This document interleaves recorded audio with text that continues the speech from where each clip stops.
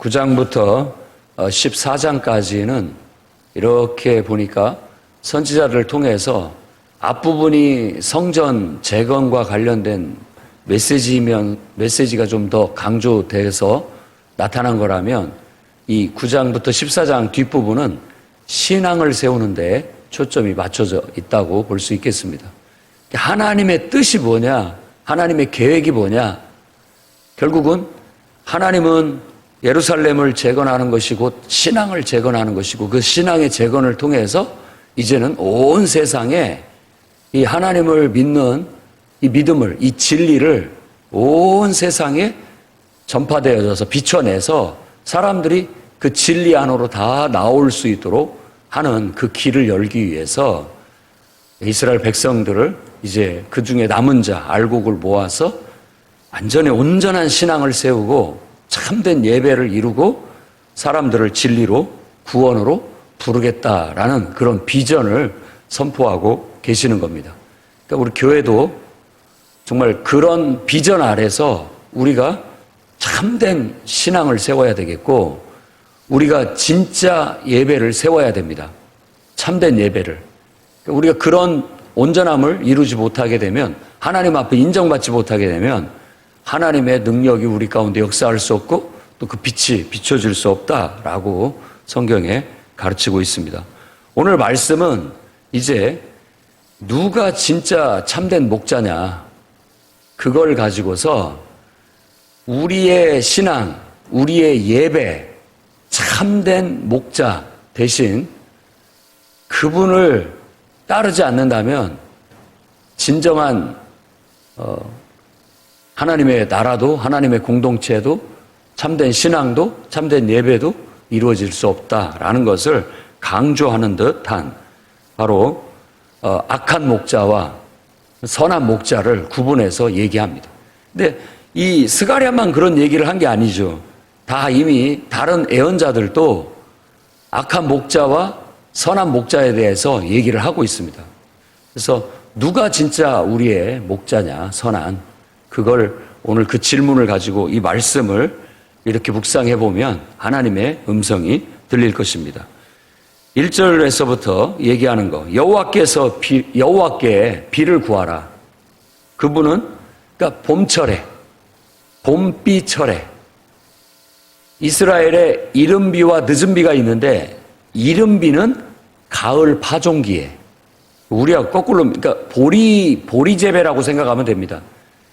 가을에 뿌려서 겨울을 나가지고 봄을 지나 이제 초여름에 접어들 때 추수하는 그런 형태로 되어져 있어요. 그러니까 이른 비는 파종기에 내리는 비를 말합니다. 그리고 늦은 비는 봄에 내리는 비, 추수 앞두고 내리는 단비가 바로 이 늦은 비, 봄비라고 하는 비입니다.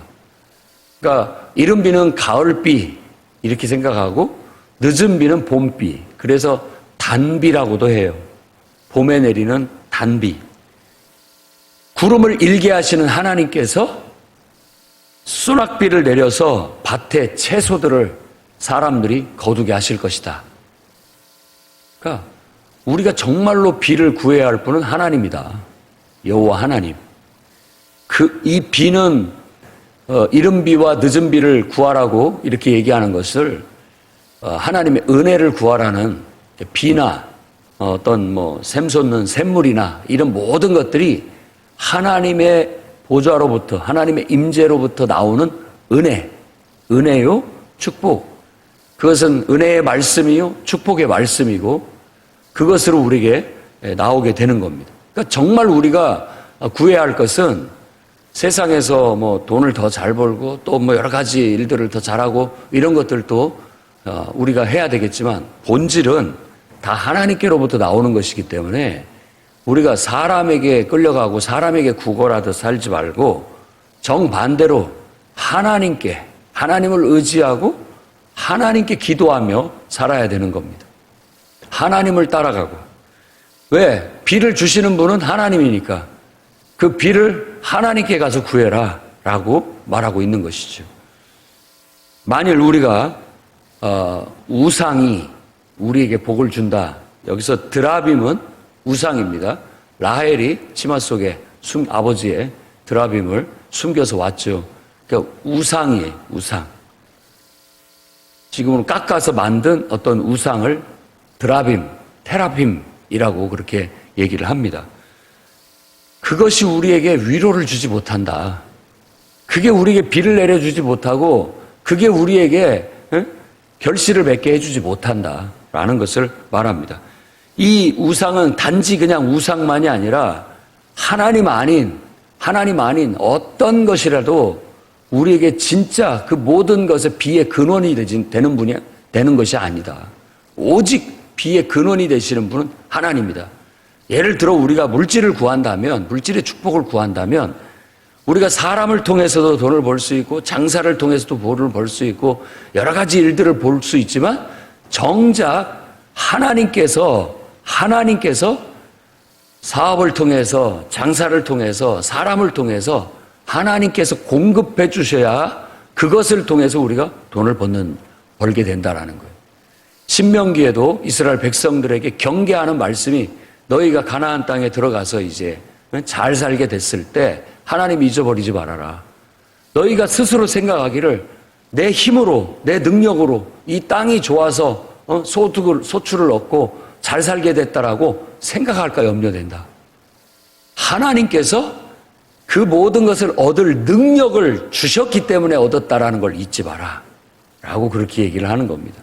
그러니까 여러분 은혜가 축복이 어디서부터 오냐라고 한다면 당연히 나를 창조하시고 나를 사랑하시고 나를 위해 십자가에 죽으시고 나를 위해 장사한 지 사흘 만에 부활하시고 승천하셔서 나의 주님이 되신 하나님께 있다라고 고백하시고 그런 것을 내가 말로만 고백하는 것이 아니라 그걸 믿기 때문에 날마다 그분을 의지하여 기도하고 그분께 구하고 살아가는 겁니다. 그러니까 참신앙은 이와 같은 신앙을 가졌을 때 참신앙이 되는 겁니다. 하나님이 모든 것의 근원 되시는 분이라 그분을 찾아가 그분을 예배하고 그분께 기도함으로써 내 삶을 풀어가는 삶. 그게 진짜 신앙인 거죠. 이 신앙이 아닌 것은 뭐냐? 그냥 하나님은 간판 정도고 다 내 힘으로 하는 것이에요.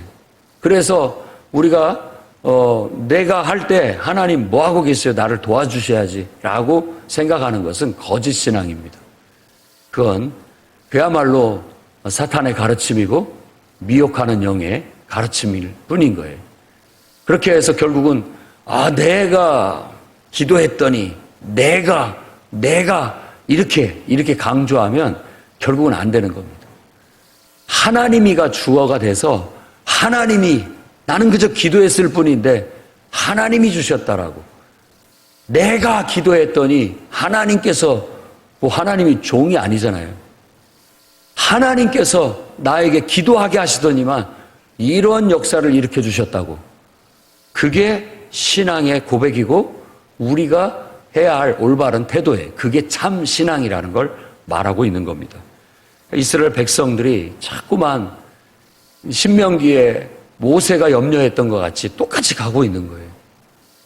하나님은 항상 뒷전이고 그냥 자기가 앞서서 나가고 자기가 다 알아서 결정하고 판단하고 좌충우돌 하면서 하나님 뭐 하고 계시냐고 자꾸 뒤에 하나님만 바라보는 거예요. 하나님은 잘못됐다 네가. 내가 그걸 염려하는 것이다. 하나님을 앞세우고 하나님의 말씀에 순종해서 나아가는 것이 올바른 태도다. 인간의. 그 신앙으로 나아가야만 내가 은혜를 내려줄 것이고 내가 비를 내려줄 거고 내가 복을 내려줄 거다. 왜 깨닫지를 못하느냐? 너의 똑똑함이 오히려 어리석음이고 너의 지혜로움이 오히려 어리석음이고 너의 힘이 오히려 무능력이고 너의 그 재물이 오히려 너에게는 해가 되고 있다라고 말하고 있는 것과 같습니다. 그런 것들이 우리를 구원하지 못합니다. 오히려 우리가 하나님을 의지하여 나아갈 때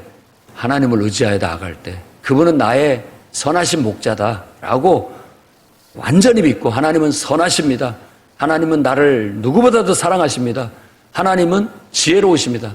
나보다 더 지혜롭고 더 선하시고 나보다 나를 더 사랑하시는 분입니다. 라는 정말로 선한 목자라고 믿고 오직 그분이 인도하시는 대로 그분의 말씀대로 살아가는 경건을 이루는 것이 진짜 신앙이에요. 그 신앙을 이루고자 우리가 하나님을 예배하고 성경을 배우고 또 신앙을 훈련하고 다듬고 나아가는 겁니다. 평생의 훈련이에요. 그 기본을 배우고 날마다 그것을 그대로 실천을 하면서 또 다듬어지면서 흔들림 없는 경건에 이르게 된다면, 제대로 된 신앙에 이르게 된다면 하나님의 은혜는 계속 우리 속에 역사하게 될 것이고 하나님의 축복도 계속 우리 속에서 막힘없이 흘러내리게 될 거라는 거예요. 만일 우리가 하나님 아닌 허망한 다른 악한 거짓된 목자를 붙잡아버리게 된다면 그건 목자가 없는 거와 똑같다는 겁니다. 목자 없는 양처럼 유리하고 방황하면서 고통을 당하게 될 것이다 라는 겁니다. 그래서 예수님께서 우리 추석 예배 때 주신 말씀이죠. 이렇게 보면 봐라. 목자 없는 양같이 이 백성들이 유리하고 고생하는 것을 봐라. 주인에게 말해서 추수하는 일꾼을 보내달라고 기도해라 라고 그렇게 얘기합니다. 그 말은 기도하는 너희들이 바로 그렇게 목자 없이 거짓 목자를 목자인 줄 알고 쫓아가는 자들, 악한 목자가 자기의 선한 목자인 줄 알고 속아서 쫓아가고 있는 자들, 그들은 차라리 목자 없는 것이 더 낫는 그런 인생을 살고 있다. 그런 방황하고 고통 가운데 살고 있는 영혼들을 네가 가서 선한 목자를 안내해주고 네가 나아가서 하나님의 뜻을 따라 선한 목자 역할을 해줘라 라고 말하고 있는 것과 같습니다. 오늘 이 말씀에서는 이스라엘 백성에게 누가 선한 목자인지를 제대로 파악해라 라고 요구하고 있는 겁니다. 만일 잘못된 목자를, 거짓된 목자를, 악한 목자를 붙잡았다면 둘 다 멸망으로 가고 말 겁니다. 3절 말씀에 내가 목자들, 순염소들을 분노하면서 내가 그들에게 벌하겠다. 자, 이게 바로 거짓 목자, 악한 목자들을 두고 하는 겁니다. 내가 목자들을, 순염소라는 은유는 상징하는 것은 지도자들을 말하는 겁니다. 어디든지 지도자는 순염소같이 뿔이 달려서, 이 뿔이라는 것 그 자체가 권세를 상징하기 때문에 어떤 자격을 부여받았거나 힘을 부여받았거나 권한을 부여받은 사람들을 이 순염소에 빗대어서 지도자들을 그렇게 얘기하는 겁니다. 이 지도자들 내가 화가 난다. 그리고 내가 그놈들을 가만두지 않겠다. 벌하겠다.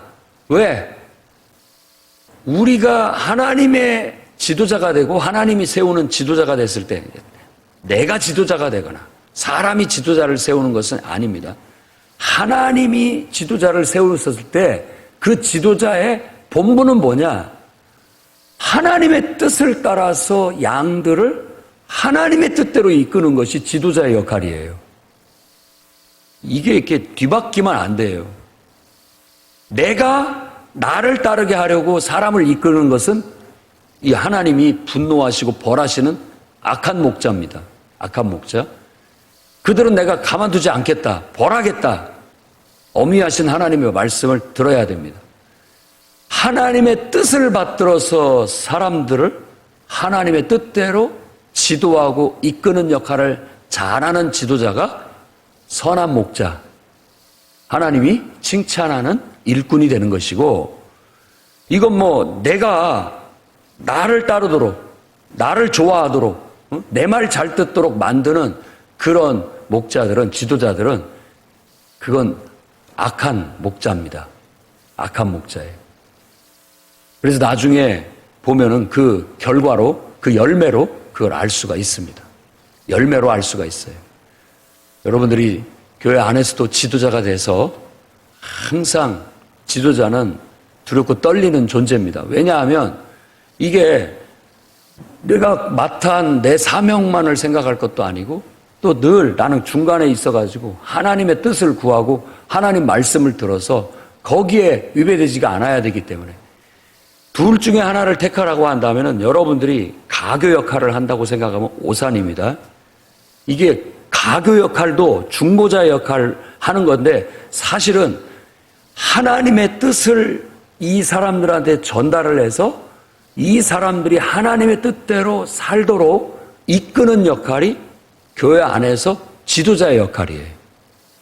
반대로 이 사람들의 의견이나 주장들을 갖고 와갖고 하나님 뭐 하십니까? 이렇게 하셔야지요 라고 말하는 것은 거짓 목자요, 악한 목자예요. 도둑이고 강도입니다. 결국은 그들은 하나님께서 벌하시고 결국 하나님께서 분노하신다라고 말하고 있는 거예요. 그래서 항상 주의해야 됩니다. 항상 하나님을 바라보고 하나님의 뜻을 구하고 하나님의 말씀대로 이끌어 나가려고 노력을 해야 됩니다. 설령 여러분들이 돌보는 양떼들이 내가 하나님 말씀대로 이끌고 하나님 말씀대로 그들을 이렇게 이끌고 나아가는데 반항을 해서 그게 싫다고 여러분에게 해코지를 하고 욕을 하고 죽일지라도 여러분은 사명이 목자로서 사명이 하나님 말씀을 외치다가 죽으셔야 되는 거예요.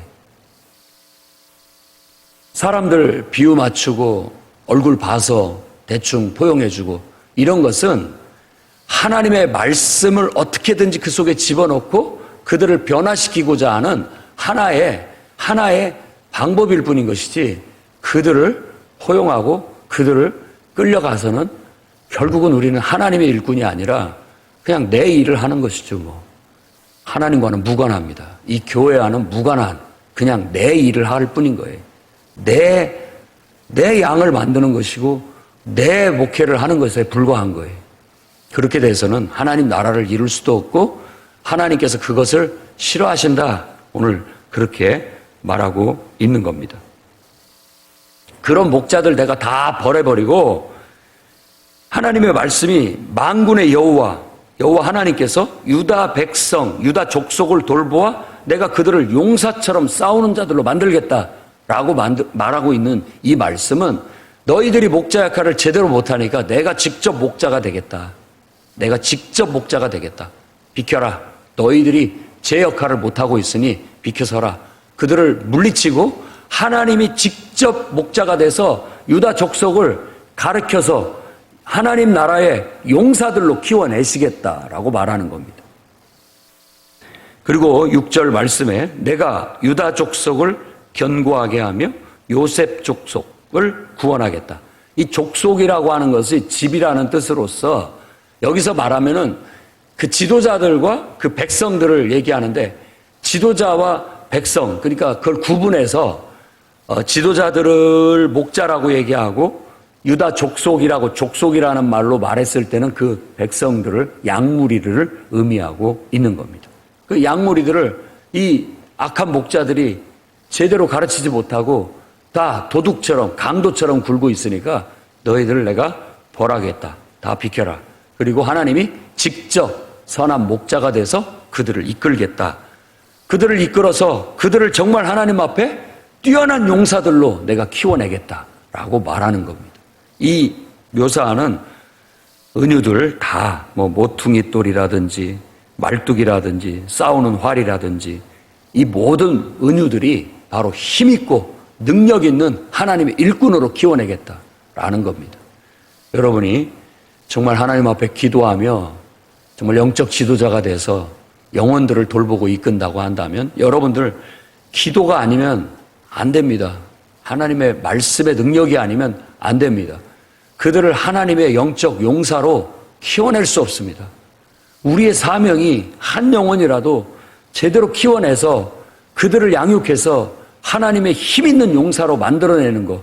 그래서 그들이 하나님의 나라를 위해 하나님의 영광을 위해 정말 섬기는 일꾼이 되게 만드는 것이 우리가 해야 할 역할인데 나부터 믿음이 없고, 나부터 영적으로 기도하지 못해서 파워가 없고, 나부터 하나님의 말씀의 능력이 경험되지도 않는데 어떻게 사람들을 영적인 일꾼으로 키워낼 수가 있냐고요.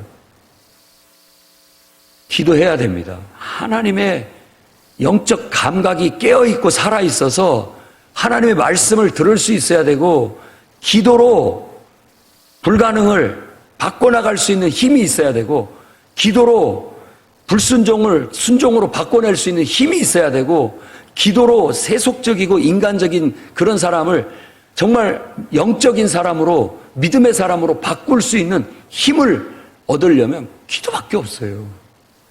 기도 외에 뭘로 이런 일들을 할 수 있겠습니까?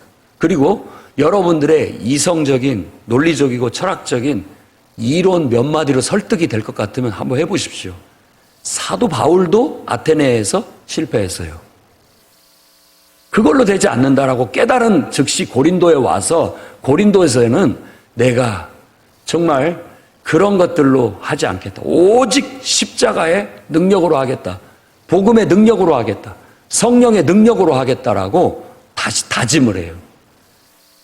우리의 인간의 그 감언이설로 뭐 내가 논리적으로 얘기하고 납득이 가게 과학적으로 얘기해주고 철학적으로 얘기해주면 설득이 될 줄 알았는데 아니에요.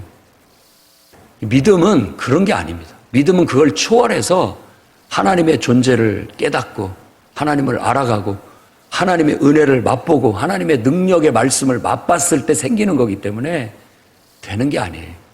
오히려 진실한 신앙으로 참된 예배 드리면서 성령 받고 성령의 은혜와 능력을 경험하는 것보다 더 나은 거듭남은 없습니다. 아니, 거듭남은 물과 성령으로 거듭나는 것이지 성령으로 거듭나는 것이죠. 인간적인 방법으로 거듭나는 것은 없습니다. 우리는 이제 더 이상 세상 방법을 쓰지 않아요.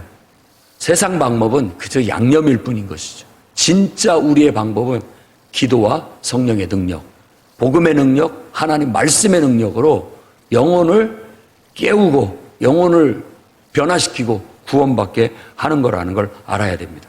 그래서 이 선한 목자는, 이 예언의 말씀은 바로 이 하나님이 직접 선한 목자가 되신 예수 그리스도, 말씀이 육신이 되어 우리 가운데 오신 바로 예수 그리스도께서 선한 목자가 되시고, 예수 그리스도를 따르는 그의 제자들 또한 선한 목자가 되어 주의 사역을 감당하고 있음을 우리가 알아야 되겠습니다. 그래서 모두가 다 선한 목자이신 예수 그리스도의 제자가 되어 따르게 만들고, 그분의 말씀대로 모든 것들을 판단 기준으로 삼고 하나님의 선하신 뜻대로 한 영혼 한 영혼을 믿음의 용사로 만들어 나가는 사역을 저와 여러분이 해 나가야 되겠습니다. 그것이 3절에서부터 7절까지의 말씀이라고 할 수 있습니다. 그래서 하나님은 유다 백성들을 하나님의 용사로 만들 뿐만 아니라 에브라임까지도 용사처럼 만들어서 정말 그들이 하나님의 용사가 돼서 기뻐하고 여호와로 말미암아 마음에 즐거워하리라. 이게 신앙의 용사예요. 믿음의 용사. 하나님 때문에 기뻐하고 하나님 때문에 힘을 내고 하나님을 외치면서 그냥 믿음으로 나아가는 그런 사람이 돼야 되는 겁니다. 그게 믿음의 용사인 거예요. 여러분, 백지장 한 장 차이예요. 우리가 육신적이고 세상적인 믿음이냐, 정말 영적인 하나님을 따르는 참된 믿음이냐는 백지장 한 장 차이라고요. 그 기준이 하나님께 있느냐 아니면 나에게 있느냐 세상에 있느냐 차이, 그 차이일 뿐인 거예요. 그것만 한 가닥 이렇게 넘기면 하나님의 일이 되는 거고, 여기 이렇게 살짝 넘어가 버리면 이건 인간의 일이 돼버리고 마는 것이라는 걸 알아야 됩니다. 여호와로 말미암아 믿음으로 하나님을 기뻐하고 모든 사람이 하나님을 믿는 믿음 안에서 하나님을 예배하는 일꾼들로 세워 나갈 때 이 교회가 빛을 발할 수 있고 정말 제대로 된 신앙의 용사들로 세워져서 하나님의 역사를 감당해 나갈 수 있는 겁니다. 8절에 내가 휘파람을 불어 그들을 모을 것이다. 선한 목자가 자신이 되신다고 하셨으니까 목자가 휘파람을 불어서 양떼들을 부르는 거예요. 목자는 양을 알고 양도 목자의 음성을 알아요. 그러니까 휘파람 불면 다 들고 따라오는 거예요. 목자를 중심으로 해서 양들은 따르게 돼 있습니다. 양은 양을 따라가지 않아요. 양이 양을 따라가면 아까 말한 것처럼 방황하게 되고 결국 유리하게 되고 고통을 받을 수밖에 없어요. 왜? 양들은 멀리 보지를 못합니다. 앞뒤 분간을 못해요. 그러니까 목자가 없으면 양들은 생존율이 확 떨어지는 거죠. 그냥 떨어지는 거예요. 제멋대로 가버리고 마는 거예요. 그러나 목자가 있어서 막대기로 치고 또 휘파람을 불어서 안내해주고 이렇게 또 혹시라도 곁길로 가는 양이 있으면 지팡이로 이렇게 걸어서 바른 길로 이끌어주고 이런 역할을 선한 목자가 함으로써 결국은 우리가 번성하게 되는 겁니다. 선한 목자를 따르라는 게 목자를 위한 것이 아니라 우리 자신을 위한 것이라는 것. 양으로 생명을 얻게 하고 더 풍성히 얻게 하려고 하나님께서 우리에게 선한 목자의 역할을 해주시는 거예요. 우리는 믿어야 됩니다. 하나님의 인도하심을 믿어야 돼요. 하나님의 이끌어주심을 믿고 순종하여 나아가야 됩니다. 그 순종이 없으면 다 꽝이에요. 순종이 없으면 안 됩니다. 목자의 음성을 왜 저렇게 하셔? 왜 그렇게 꼭 해야만 돼? 이렇게 하면 믿음이 아니에요. 여러분 생각대로 하는 겁니다. 여러분의 판단에 옳은 대로 할 뿐인 거잖아요. 아니 내 생각은 그럴지라도 그분이 우리에게 그렇게 말씀하시면 아멘. 두 번 생각하지 않고 그 말씀을 믿고 그 말씀의 선함을 믿고 그 말씀의 능력을 믿고 그대로 하는 거예요. 그게 능력입니다. 그게 바로 양들이 번성할 수 있는 길이에요. 하나님은 선하셔서 때에 따라 흩으시기도 하시고 다시 모으기도 하시는 겁니다. 하나님의 선하신 뜻이에요. 흩으신다고 해서 우리가 하나님을 원망할 것도 아니고 불평할 것도 아니고 불순종할 것도 아니고 하나님이 흩으실 때는 흩어졌다가 하나님께서 다시 모으실 때는 다시 모여야 되는 것이죠. 오직 우리의 기준을 나한테 두지 않고 내 생각에 두지 않고 내 감정에 두지 않고 내 의지에 두지 않고 하나님께 두는 거예요. 그랬을 때 우리가 힘있게 나아갈 수 있게 되는 겁니다. 그분을 믿으셔야 됩니다. 하나님께서는 우리를 다 이스라엘 백성을 필요에 따라서 온 땅에 흩으셨습니다. 애굽에, 아수르에, 바벨론에, 페르시아에 다 흩으셨어요. 하지만 때가 되면 하나님께서 그 온 세상을 바다를 탁 물로 치듯이 치셔가지고 다시 모이게 하실 거라고 그렇게 얘기하는 겁니다. 그래서 애굽으로부터 돌아오고 저 아수르로부터 돌아오고 길르앗과 레바논을 통해서 다 모여들게 할 것이다. 그들이 거할 곳이 부족함이 없이 다 모여들게 할 것이다. 내 집에 거할 곳이 많도다. 요한복음에 하셨던 말씀처럼 하나님이 다 우리를 결국은 불러 모으셔서 정말 하나님의 백성들을 불러 모으셔서 번성하게 하실 겁니다. 에덴 동산처럼 번성하게 하실 겁니다. 그게 하나님의 우리를 선한 목자로서 이끄시는 궁극적인 목적입니다. 11절 말씀을 보면 고난의 바다를 지날 때 내가 바닷물을 치겠다.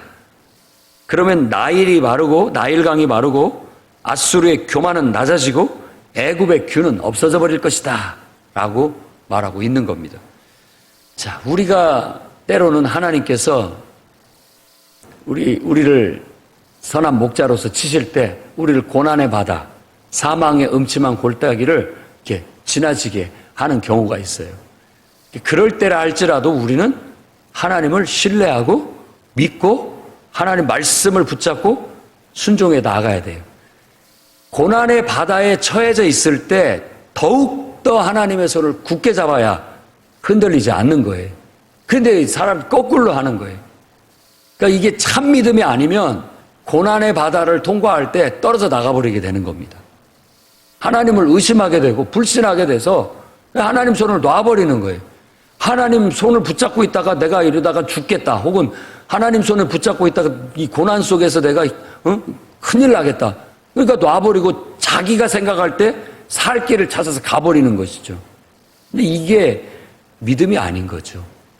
그동안에 믿음인 줄 알았더니 그게 믿음이 아니었던 거예요.